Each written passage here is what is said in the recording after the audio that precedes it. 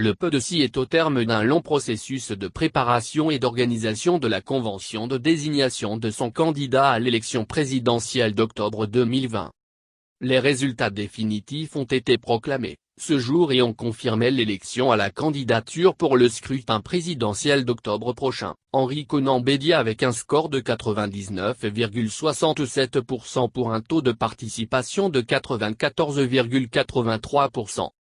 Selon lui, cette victoire doit préparer inéluctablement son accession à la magistrature suprême lors de l'élection présidentielle du 31 octobre 2020. L'ancien président ivoirien a rappelé que sa candidature à cette élection est motivée par la réalisation de trois objectifs essentiels. Il s'agit de la réconciliation nationale, non effective à ce jour entamée dès mai 2011 par la commission Dialogue, Vérité et Réconciliation, dont les résultats des travaux demeurent, à ce jour, inconnus, de la reconstruction d'une armée républicaine, non encore effective, telle que l'avait prévu l'accord politique de Ouagadougou sur une période de 2 ans après 2010 et du libre exercice et la protection des activités des partis politiques, à ce jour menacés, en vue de restaurer la démocratie et l'état de droit en Côte d'Ivoire.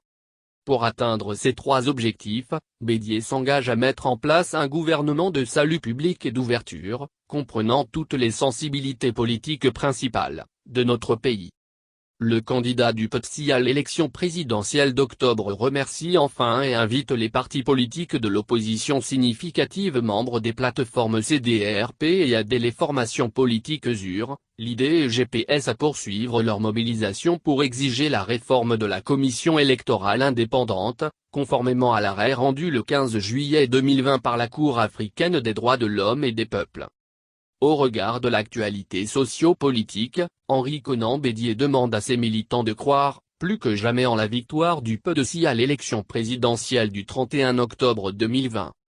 Vu la qualité de l'organisation de la convention éclatée, il a confié la direction de la campagne de sa candidature à l'élection présidentielle au secrétaire exécutif, chef du secrétariat exécutif.